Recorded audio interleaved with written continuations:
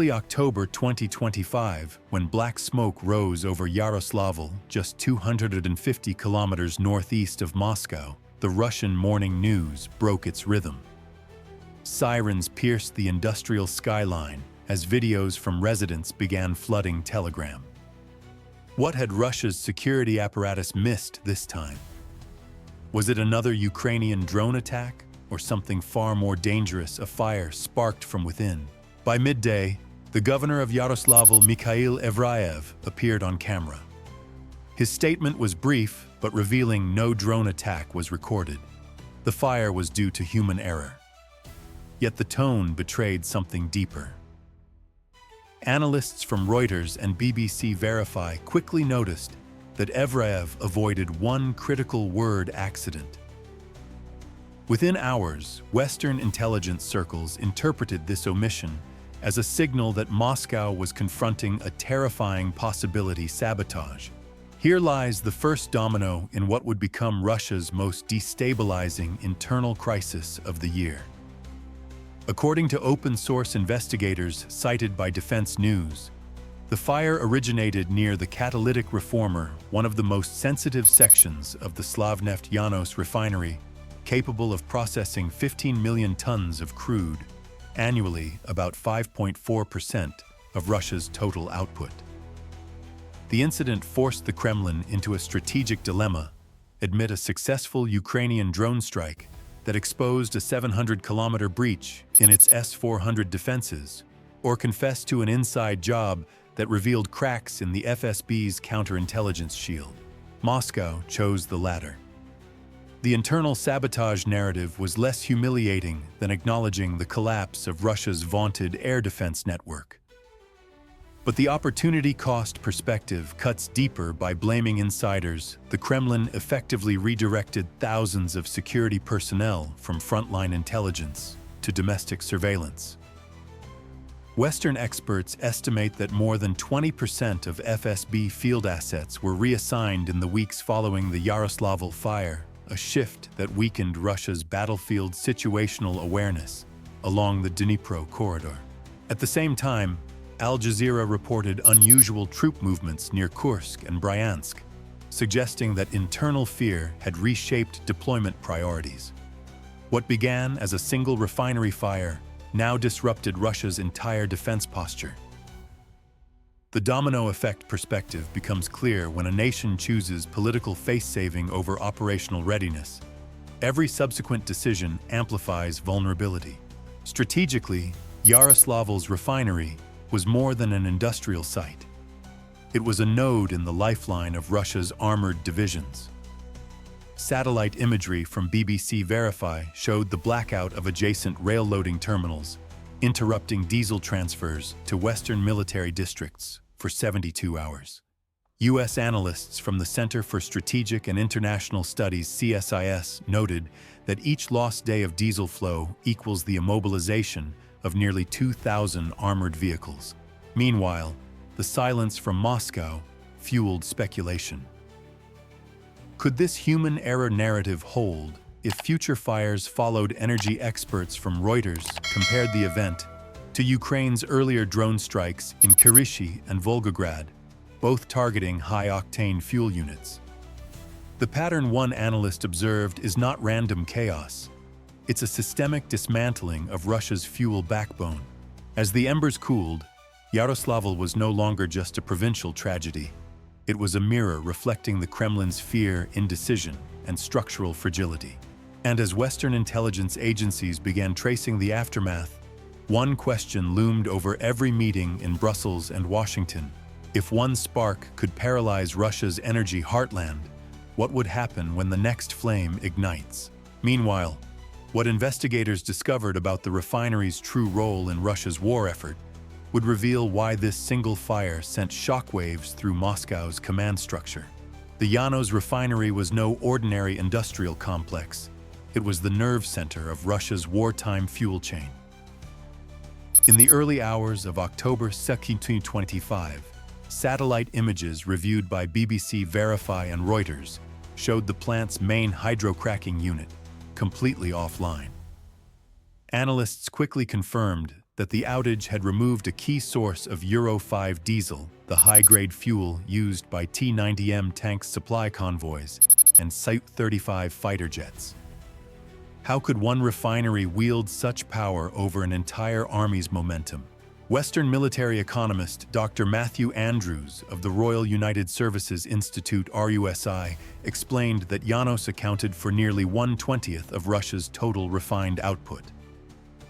When a facility of that scale stops, he noted it's like cutting off oxygen to the front. That simple equation made Yaroslavl a strategic bullseye long before the fire. Owned jointly by Rosneft and Gazprom Neft, it stood as both a symbol of state control and a dependency too centralized to fail. The domino effect perspective now unfolded across every supply node. Fuel trains departing for Kaliningrad and Murmansk halted due to safety inspections. Regional depots reported low-sulfur diesel shortages. And the Ministry of Energy ordered priority rerouting of crude from Bashkortostan refineries to compensate. Each adjustment forced another rippling through pipelines, rail timetables, and military logistics. Within 48 hours, the slowdown reached the front lines in Donetsk, where armored units reported rationing diesel for the first time since 2023. According to Defense News, Russia began diverting refined fuel from civilian sectors, agriculture, transportation, and construction to maintain operations at the front. This reveals the opportunity cost perspective. Every liter burned by a T-90M meant one less for harvesters or delivery trucks. Rural regions already struggling under inflation saw diesel prices double within a week. The government introduced temporary fuel caps, yet social media footage from Tula and Perm showed kilometer-long queues at gas stations. The strategic contrast perspective exposes the irony Moscow has long touted energy sovereignty as proof of resilience. Yet the very infrastructure that powered that narrative, centralized, vertically integrated, and state-controlled, became the system's Achilles heel. Russia's dream of total self-reliance had produced concentration, not resilience. As DW commented, the empire that once used oil as a geopolitical weapon now bleeds from the weapon's recoil. The attack's precision shocked industrial engineers. The saboteurs, whether internal actors or remote-guided drones, had struck catalytic reformers and hydrogen compressors imported before 2014 from Japan's Mitsubishi Heavy Industries. Since Western sanctions prohibit replacement parts, repairs could take months, perhaps years. A confidential Gazprom Neft memo leaked to the Moscow Times estimated total damages exceeding $2.4 billion, calling the loss irreversible within the current procurement climate. Beyond economics, NATO analysts observed new military consequences. With aviation fuel production crippled, sorties by Russia's tactical bomber fleet over eastern Ukraine dropped 12% in early October, according to Jane's Defense Weekly. U.S. Air Force strategists see this as confirmation that Ukraine's energy warfare campaign is achieving asymmetric efficiency, small strikes, causing exponentially larger operational disruption. Meanwhile, President Trump's administration quietly expanded intelligence sharing with Poland and the Baltic states to monitor subsequent refinery vulnerabilities.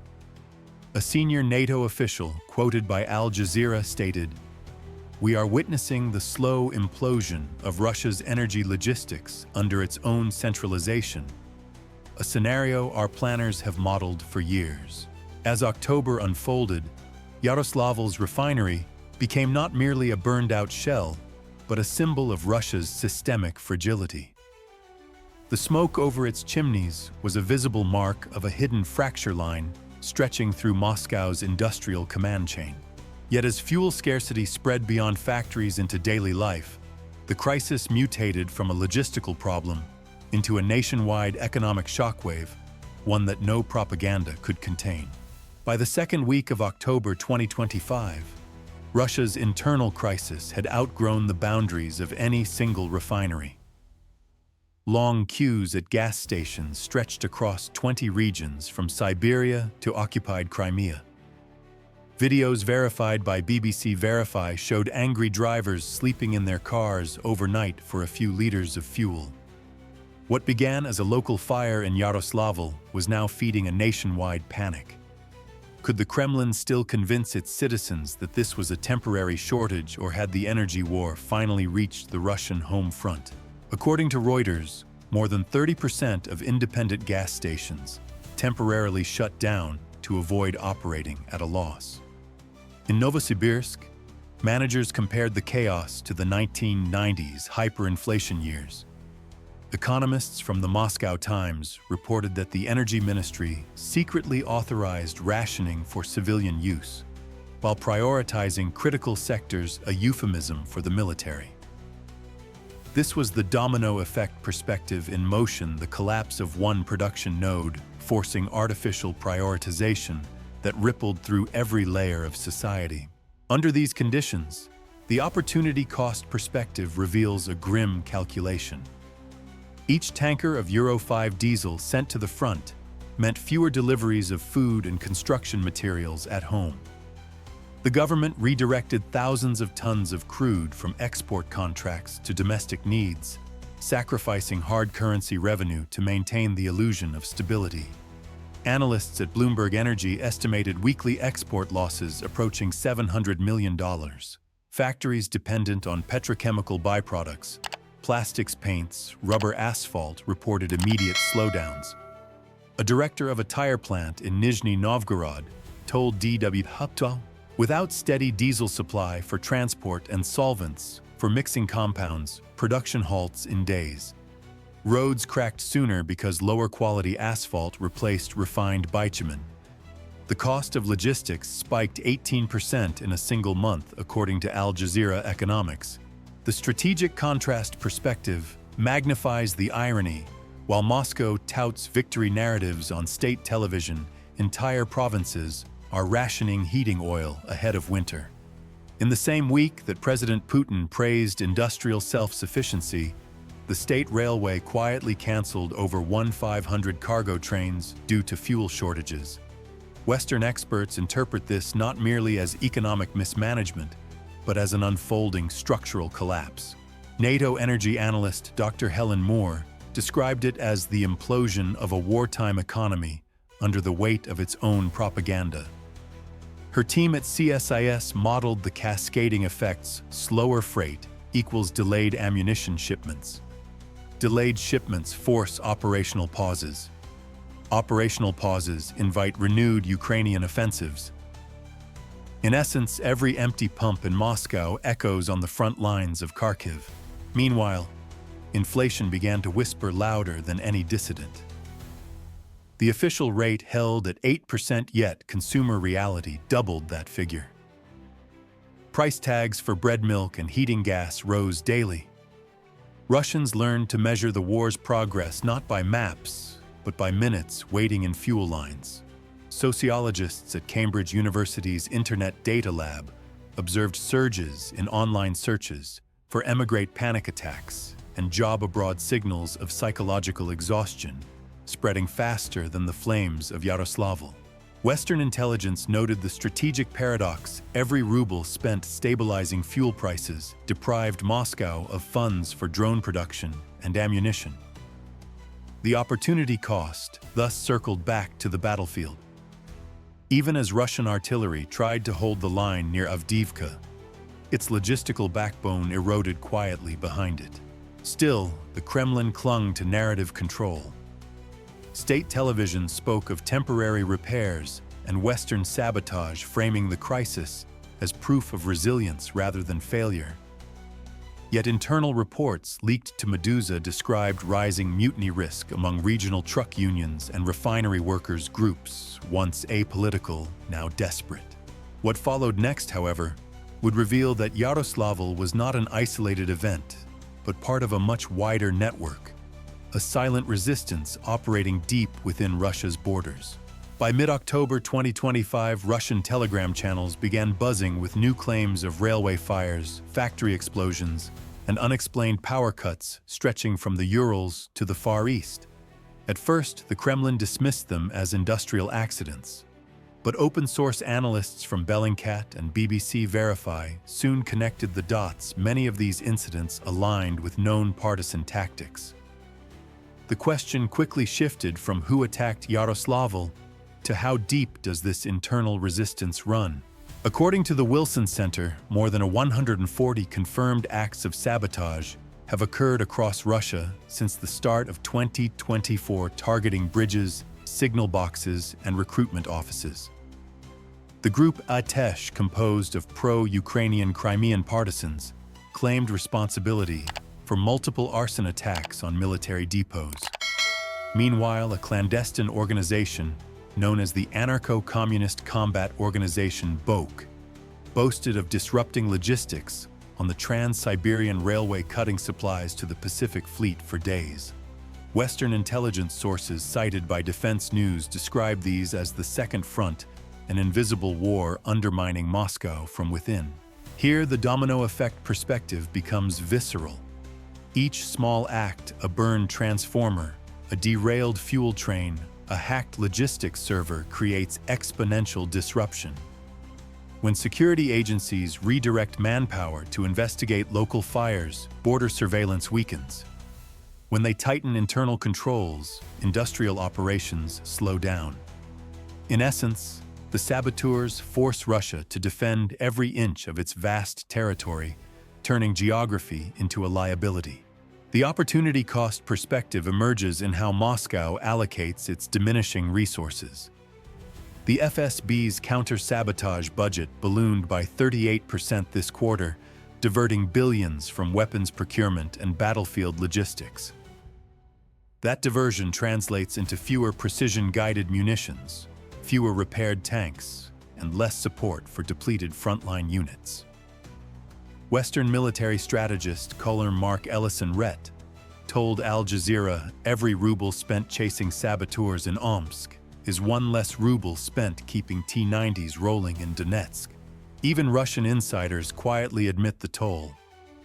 A leaked Gazprom Neft security memo revealed that local guards were rotated twice weekly to prevent insider collusion, causing exhaustion and human error spikes. Ironically, those very precautions have led to new accidents: fires from fatigued workers, overpressured valves, and delayed maintenance. Thus, the Kremlin's paranoia becomes a self-fulfilling prophecy. The more it fears internal enemies, the more accidents it invites. Strategically, this resistance movement undermines Moscow's long-held doctrine of total control. For decades, Russian power relied on fear and surveillance. Yet fear no longer deters rebellion, it fuels it. Sociologist Tatiana Stanovaya told "When people realize sabotage hurts the state more than protest ever could, the line between resistance and survival disappears." From NATO's viewpoint, the implications are historic. A confidential NATO energy resilience report seen by Reuters suggests the alliance is studying these partisan patterns to model how decentralized networks can cripple large authoritarian logistics systems. The lesson: flexibility defeats rigidity. And so what began as a spark in Yaroslavl now mirrors a spreading insurgency within the empire's industrial veins. The Kremlin's reflex has been to tighten control, but each clamp fractures another link. The strategic contrast perspective exposes this contradiction vividly. Putin's government, obsessed with projecting unity, is forced to acknowledge disunity just to explain its own failures. As October waned, reports surfaced of yet another explosion, this time along the Trans-Siberian corridor near Irkutsk. Freight halted, communication lines jammed, and whispers of a coordinated sabotage wave filled Western newsrooms. Yet behind these smokescreens lay an even deeper story: how Russia's own psychological warfare doctrine, reflexive control, was turned back against it, weaponized by those who understood its logic better than the Kremlin itself. The theory of reflexive control, born in Soviet-era laboratories, was once Russia's proudest psychological weapon. It taught strategists how to manipulate an adversary's decision-making, how to make the enemy choose the path you had already planned for them. Yet in the aftermath of Yaroslavl, this doctrine boomeranged. By mid-October 2025, Western analysts from Jane's Defense Weekly and CSIS concluded that saboteurs had used reflexive control against the Kremlin itself. The evidence was startling. By leaking fragments of conflicting information, claims of a drone attack, suggestions of an internal plot, the saboteurs forced Moscow to publicly choose between two losing narratives, admit a devastating foreign strike, or confess to internal rebellion. Governor Mikhail Evrayev's decision to deny drone involvement sealed that trap. As one analyst at the Atlantic Council put it, the Kremlin thought it was controlling the message. In reality, it was following the script written by its enemies. This is the strategic contrast perspective at its sharpest. Russia's defining principle, absolute control over perception, had become the instrument of its humiliation. What once secured the regime now exposed its fragility. The illusion of unity fractured in plain sight, and the world saw not an invincible fortress, but a government terrified of its own reflection. The domino effect perspective explains what followed. The governor's statement triggered a wave of internal purges across the security apparatus. Thousands of refinery workers, technicians, and FSB officers were interrogated. Departments began competing to prove loyalty rather than competence. Every arrest was a message to the next official you could be next reported DW. This bureaucratic cannibalism paralyzed decision-making at the very moment Russia needed coordination most. The opportunity cost perspective reveals the price security obsession consumed productivity. Industrial audits delayed repairs, and each delay meant more imported machinery lost to corrosion or sanctions. A confidential Reuters source inside Rosneft described the mood as institutional paranoia. Nobody signs a maintenance order without clearance from 3 agencies. The refinery's partial restart, initially planned for November, was postponed indefinitely. Western experts highlight another layer: information warfare. Ukrainian cyber units working in tandem with NATO-linked think tanks amplified online rumors of new sabotage plots. The Kremlin, desperate to suppress panic, flooded the internet with counter-propaganda. But as The Guardian observed, every denial acted as confirmation. Every reassurance deepened doubt. In Washington, President Trump's defense advisors viewed this as a strategic turning point.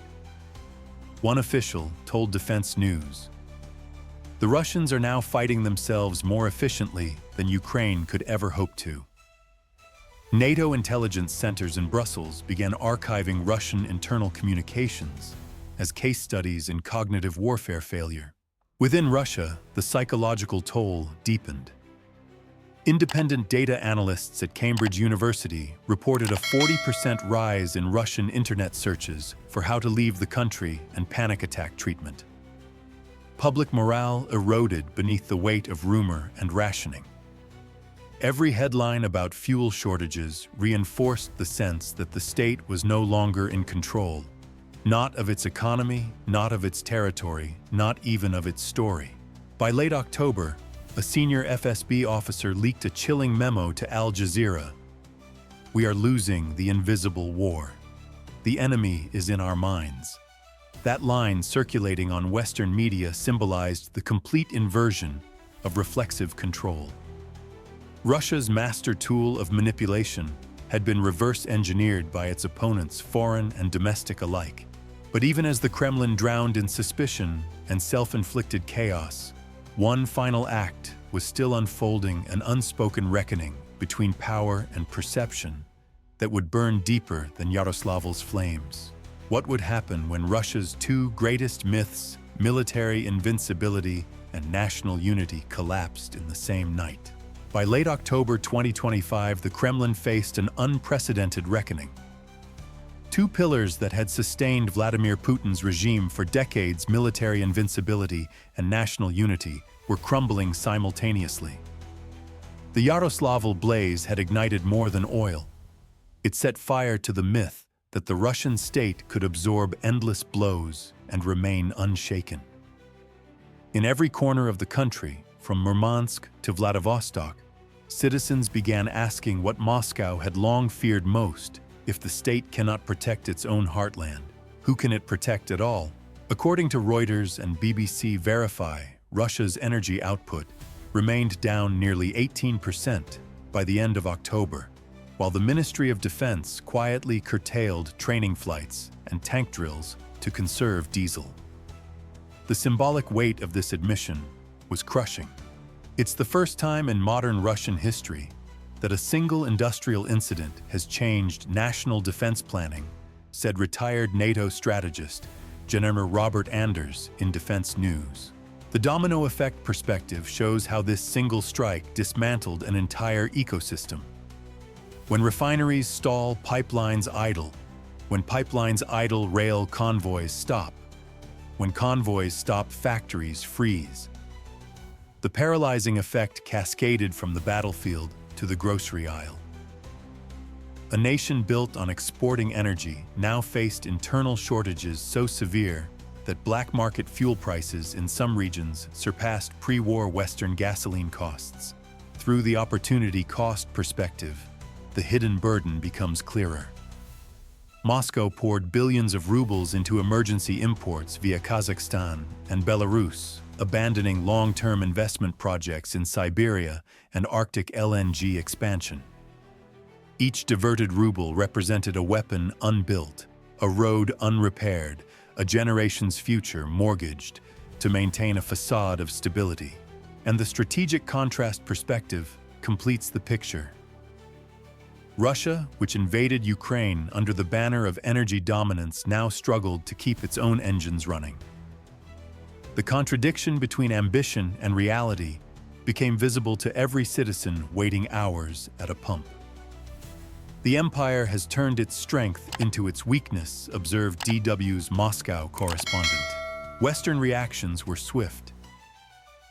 President Trump's administration intensified sanctions on high-temperature compressor exports, while NATO's Energy Security Center in Vilnius began mapping Russia's refinery dependencies for future policy leverage.